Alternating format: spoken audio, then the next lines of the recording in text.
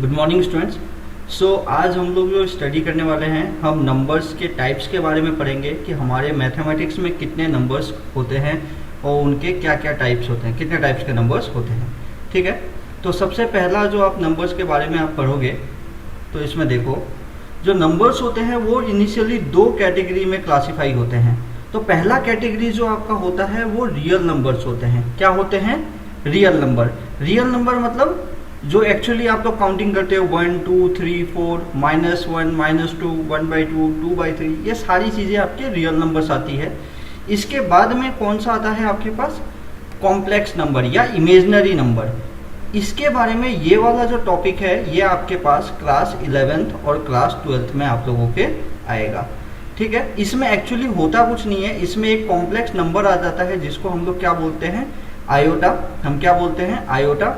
और इसी के बेसिस पे एक कॉम्प्लेक्स नंबर क्रिएट होता है जो कि इमेजनरी नंबर होता है, क्योंकि देखो नंबर सिस्टम में कहीं पे भी नंबर में हम आई तो नहीं बोलते ना, तो एक्चुअली ये कॉम्प्लेक्स नंबर इमेजनरी नंबर होता है। तो इसको हम लोग क्लास 11th और 12th में पढ़ेंगे।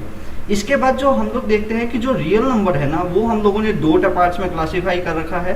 पहला तो आपका होता है रेशनल नंबर। क्या होता है? Rational number. अब रेशनल नंबर के अंदर भी अगर मैं इसको क्लासीफाई, रेशनल नंबर मतलब ऐसे नंबर्स जिसको आप किस फॉर्म में लिख सकते हो? P/Q के फॉर्म में। ऐसे नंबर्स जिसको आप किस फॉर्म में लिख सकते हो? P/Q के फॉर्म में। क्लियर है? और इस केस में जो Q है वो किसके इक्वल नहीं होना चाहिए? आपके 0 के इक्वल नहीं होना चाहिए। ठीक है, इसके बाद में आपका जो आता है, पहला क्लासिफिकेशन आपका कौन सा हो गया? Rational number. और दूसरा क्लासिफिकेशन आपके पास क्या होता है? Irrational number. कौन सा नंबर? Irrational number. तो इस नंबर को आप P/Q के फॉर्म में क्या नहीं कर सकते? आप लिख नहीं सकते, जबकि रेशनल नंबर को हम क्या कर सकते हैं? P/Q के फॉर्म में लिख सकते हैं, लेकिन इसमें जो Q है वो 0 के इक्वल नहीं होना चाहिए। ठीक है, चलो, जो रेशनल नंबर है इसको भी दो पार्ट्स में हम लोग क्लासीफाई करते हैं। पहला तो होता है फ्रैक्शंस और दूसरा क्या होता है? इंटीजर्स। फ्रैक्शन तो आप लोग समझते हो ना कि फ्रैक्शंस का मतलब जो एग्जैक्टली P/Q होता है, जैसे 2/3 हुआ आपका, 5/ आपके पास 7 हो गया, 3/8 हो गया। तो ये एग्जैक्टली आपके पास P/Q के फॉर्म में है। जबकि ये जो इंटीजर्स होते हैं ये कभी भी पॉइंटों में नहीं होते, डेसिमल्स में नहीं होते। ये एग्जैक्टली एक नंबर होता है। जैसे आपने बोला इंटीजर्स को, अगर मैं एक जनरली बात करूं तो इंटीजर्स जो होते हैं ना आपके, ये आपके -∞ से कहाँ तक होते हैं? प्लस के इन्फिनिटी तक। यानी इसमें सारे कौन से नंबर्स इंक्लूड होते हैं? -1, जैसे -1 हो गया, -2 हो गया, 3 हो गया, 4 हो गया। समझ आ रही है? ये सारे नंबर्स आपके किस में आते हैं? इंटीजर्स में आते हैं। तो रेशनल नंबर में दोनों आता है, फ्रैक्शंस भी आते हैं और इंटीजर्स भी आते हैं। अब जो इंटीजर्स की बात करूं तो इंटीजर्स को हम लोगों ने दो भागों में बांट रखा है। पहले नेगेटिव नंबर्स और फिर दूसरे आपके होल नंबर। तो नेगेटिव नंबर -∞ से +∞ तो जाता ही है। तो मैं बोल रहा हूं कि जो -∞ से लेके -1 तक के जो नंबर्स होते हैं ना, वो सब आपके किस में आ गए? नेगेटिव इंटीजर्स में। और -1 के बाद क्या आएगा आपके पास? 0 आता है, फिर 1 2 3 और फिर ये कहाँ तक चला जाता है आपके पास? इनफाइनाइट तक। कहाँ तक चल जाता है? इनफाइनाइट तक। और आपको पता है जो भी नंबर 0 से लेकर इनफाइनाइट तक जाता है वो क्या होता है? Whole number. क्लियर है इतनी बात? तो इंटीजर्स में एक तो -∞ से -1 तक नंबर आ गए जिसको आप नेगेटिव बोलते हो। उसके बाद आपके पास होल नंबर आ गया जो कि 0 से इन्फिनिटी तक जा गया। अब होल नंबर भी दो तरीके से अगर बोल सकते हैं कि ये जो 0 है ना, इसको अगर मैं अकेला निकाल दूं, इस 0 को मैंने अगर अकेला निकाल दिया तो 1 से लेके इन्फिनिटी तक बचेगा। और 1 से लेके इन्फिनिटी तक जो बचता है उसको हम किस में इंक्लूड करते हैं? नेचुरल नंबर में। तो 1 से लेके जो इन्फिनिटी तक जो नंबर्स होते हैं उनको आप किस में इंक्लूड करते हो? आप नेचुरल नंबर में। क्लियर है ये सारी चीजें? तो इस तरीके से आपका जनरली क्लासिफिकेशन होता है आपके नंबर्स का। चलो, इसके बाद में हम लोग अभी किसके बारे में पढ़ने वाले हैं?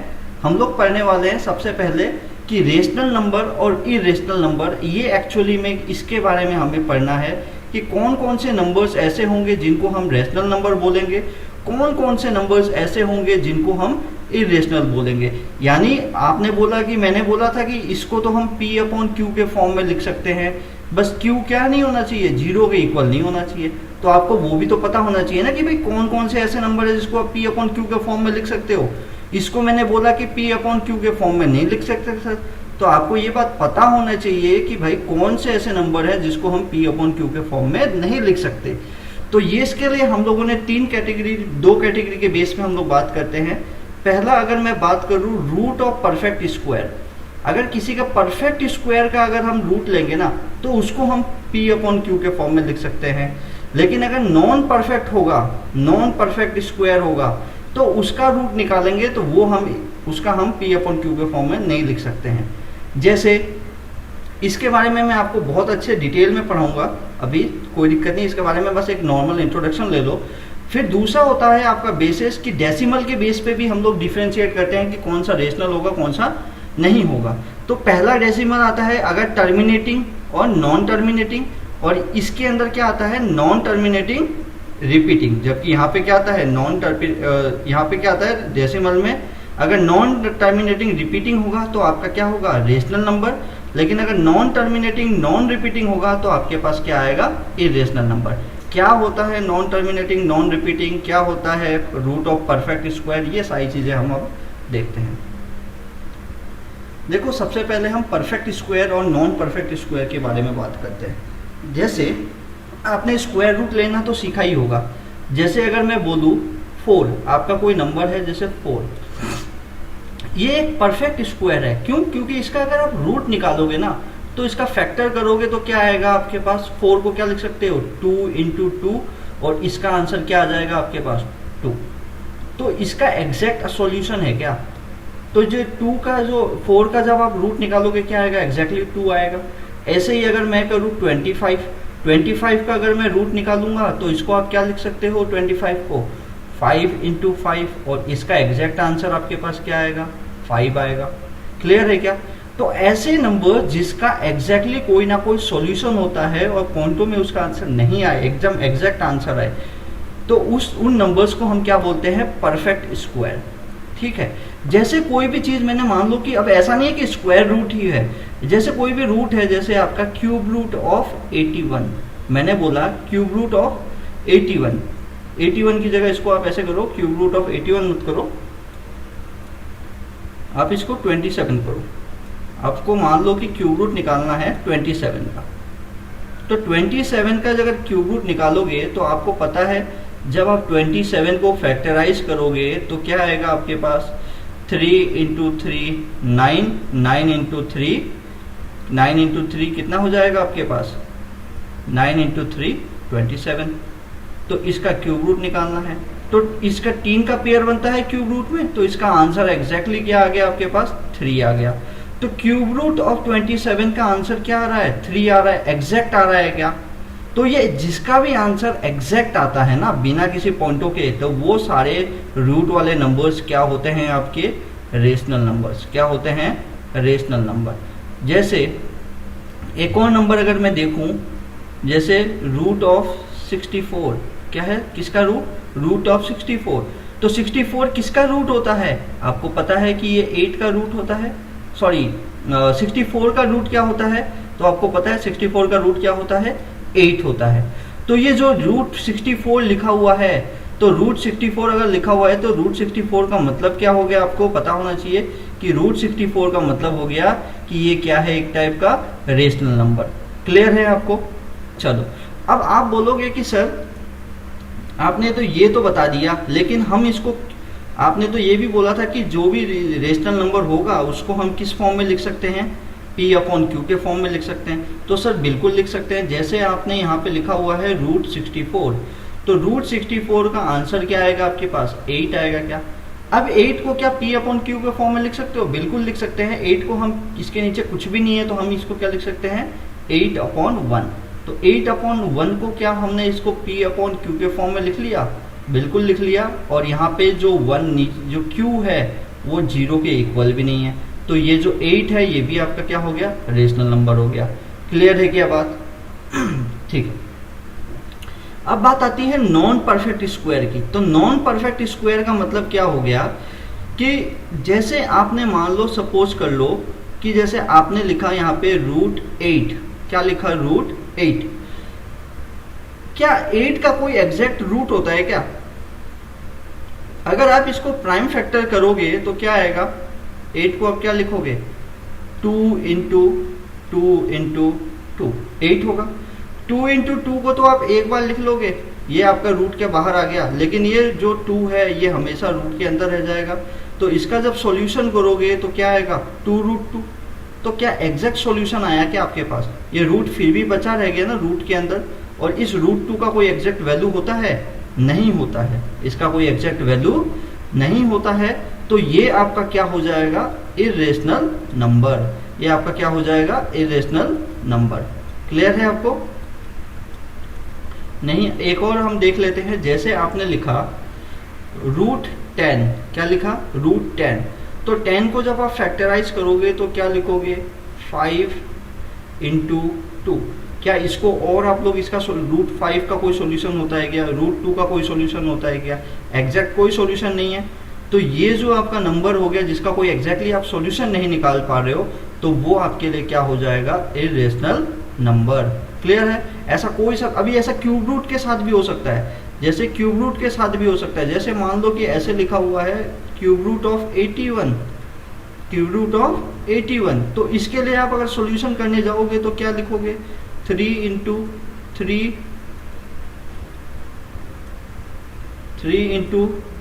9 इंटू 3 81। तो जब इसका क्यूब रूट निकालोगे तो 3 का पेयर बनाओगे, तो इसको तो आप एक बार लिख लोगे, लेकिन ये अकेला बच गया क्या, तो इसको आप क्या लिखोगे,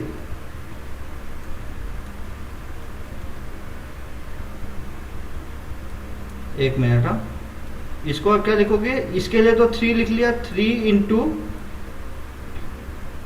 क्यूब रूट ऑफ 3। तो क्या इस 81 का एग्जैक्टली हम लोगों ने क्यूब रूट निकाल पाए क्या, नहीं निकाल पाए। यहाँ पे ये क्यूब रूट अभी भी बचा हुआ है। तो ऐसे नंबर्स को हम किस में इंक्लूड करते हैं, इर्रेशनल नंबर्स के अंदर। क्लियर है क्या आपको? चलो आगे देखते हैं।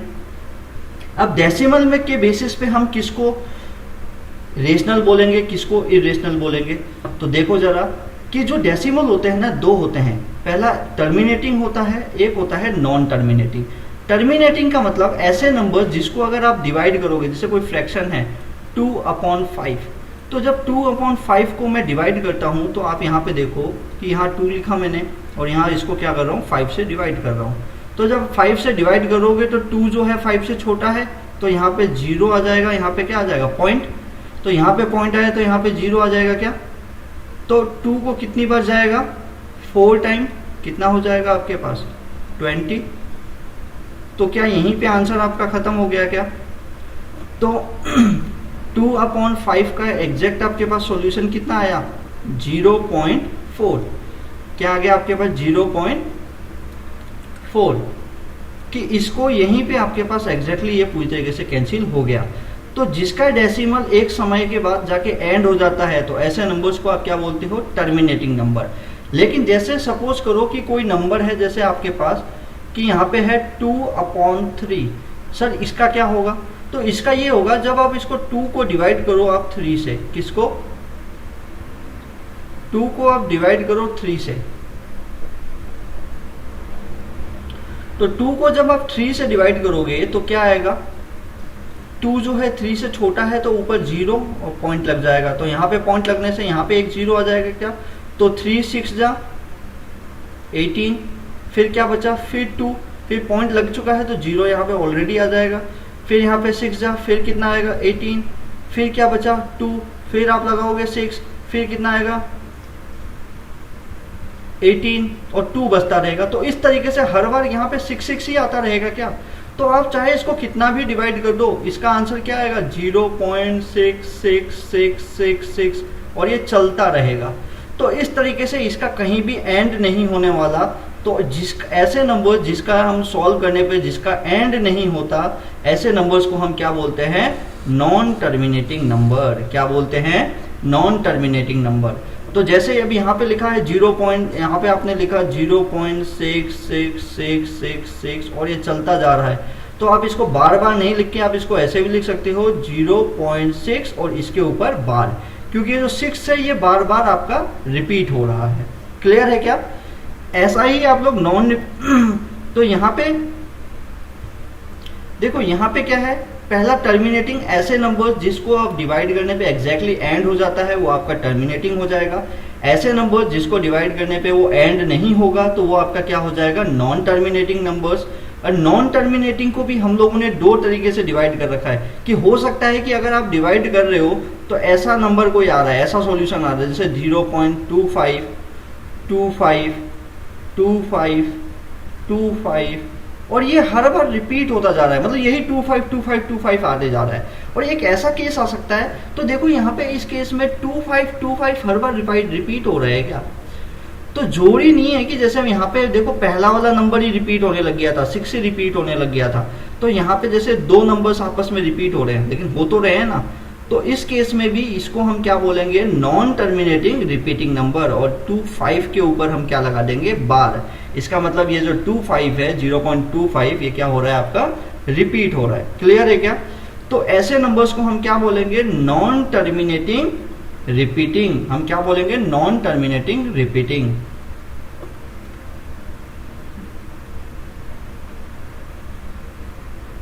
तो मैंने क्या बोला कि यहाँ पे जो टर्मिनेटिंग वाला जो पोर्शन होता है, टर्मिनेटिंग नंबर्स और नॉन टर्मिनेटिंग रिपीटिंग, ये सब किस में आते हैं आपके पास, रेशनल नंबर्स में। किस में आते हैं, रेशनल नंबर्स। किस में आएंगे, रेशनल नंबर। क्लियर है क्या? ये सब किस में आएंगे, रेशनल नंबर। तो सर बोलोगे नॉन टर्मिनेटिंग नॉन रिपीटिंग का मतलब क्या हुआ, कि ऐसे नंबर ना तो वो टर्मिनेट हो रहे हैं ना ही वो रिपीट हो रहे हैं। मतलब जैसे मैंने कोई नंबर लिखा 0.26 थ्रू 10012467812 क्या कोई पैटर्न में कोई नंबर रिपीट हो रहा है क्या, मतलब कोई पैटर्न रिपीट हो रहा है क्या? क्या ये 2 रिपीट हो रहा है क्या, ये पैटर्न कोई रिपीट हो रहा है क्या? सर कोई भी पैटर्न रिपीट नहीं हो रहा, कोई भी एक पैटर्न नहीं बन रहा जो कि रिपीट हो रहा हो। तो इस केस में आपका ये क्या हो जाएगा, नॉन टर्मिनेटिंग रिपीटिंग। और नॉन टर्मिनेटिंग रिपीटिंग को हम किस कैटेगरी में डालते हैं, आपका इर्रेशनल नंबर्स की कैटेगरी में डालते हैं। किस नंबर में डालते हैं, इर्रेशनल नंबर्स की कैटेगरी में। क्लियर है? उम्मीद है सबको समझ आया होगा।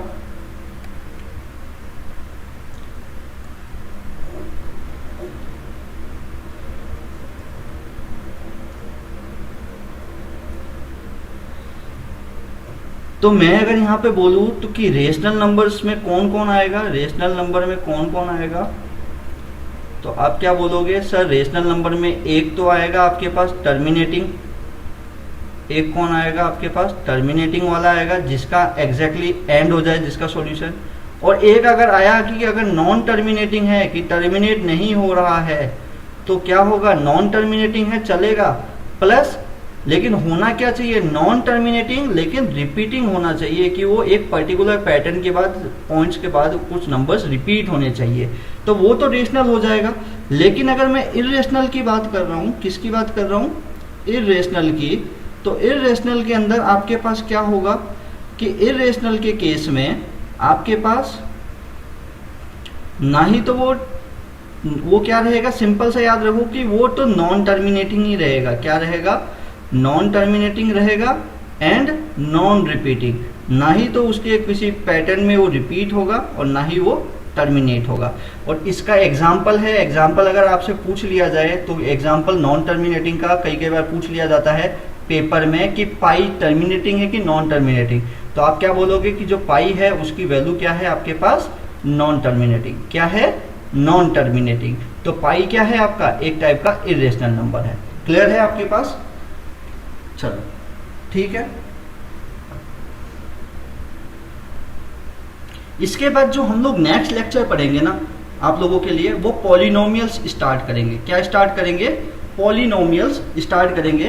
तो 2-4 क्वेश्चंस मैं आपको रिवीजन में करा देता हूं कि रेशनल नंबर्स क्या होते हैं, इंटीजर्स क्या होते हैं, ताकि आपको थोड़ा सा याद रहे, और जब आप पॉलिनोमियल स्टार्ट करेंगे तो आपको किसी भी तरीके की प्रॉब्लम महसूस नहीं हो। ठीक है, चलो।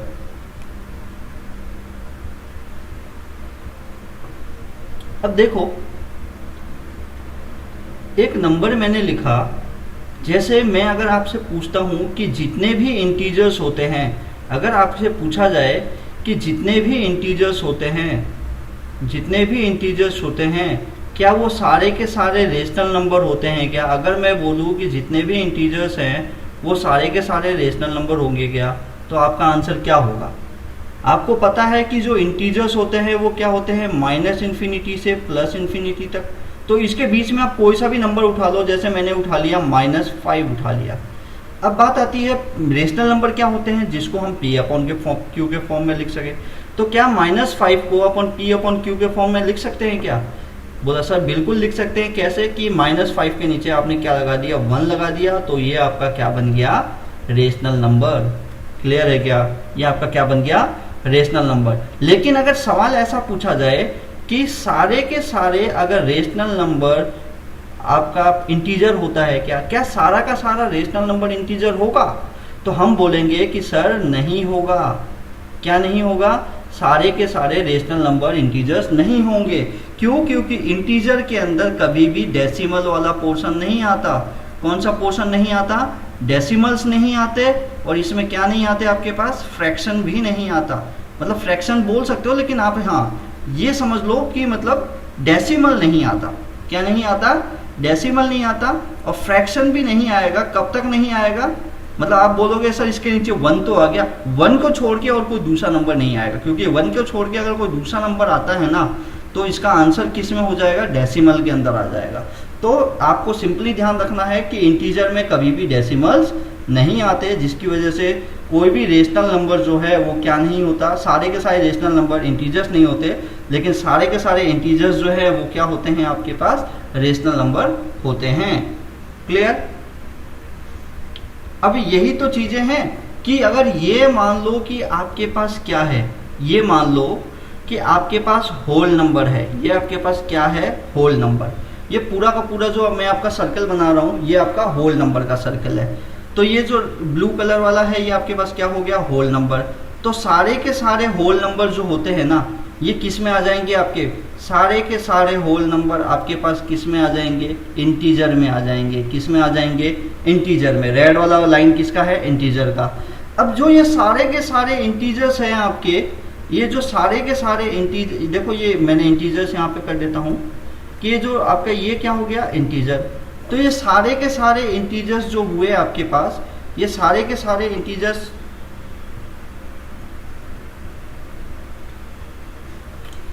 ये सारे के सारे इंटीजर्स आपके पास क्या हो जाएंगे, किस में आ जाएगा आपके पास, रेशनल नंबर में। किस में आ जाएगा, रेशनल नंबर में। क्लियर? और ये क्या था आपका, होल नंबर। और ये जो सारे के सारे रेशनल नंबर्स हैं, ये जो सारे के सारे रेशनल नंबर्स हैं, तो ये सारे के सारे रेशनल नंबर्स आपके किसके अंदर आ जाएगा, रियल नंबर्स में। किस में आ जाएगा, रियल नंबर में। क्लियर?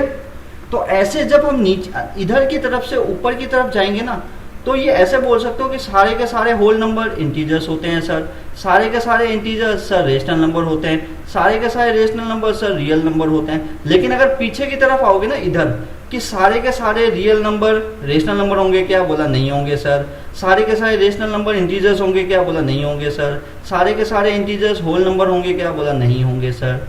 समझ आ रही है बातें? तो इस तरीके से आपको पूरा नंबर जो है वो समझना है, और समझ आ गया होगा उम्मीद करता हूँ।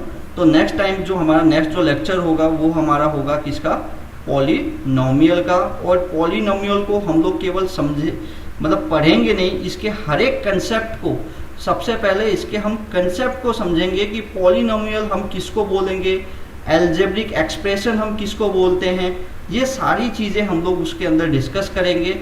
और उसके बाद में ये डेफिनेट है कि एक बार आप उसको, जब हम नेक्स्ट टाइम इसको पॉलिनोमियल को क्लियरली अच्छे से इसके कंसेप्ट समझ जाएंगे, तो आपको किसी भी तरीके की कोई भी प्रॉब्लम आपको महसूस नहीं होगी। ओके, तो ठीक है, आज के लिए थैंक यू।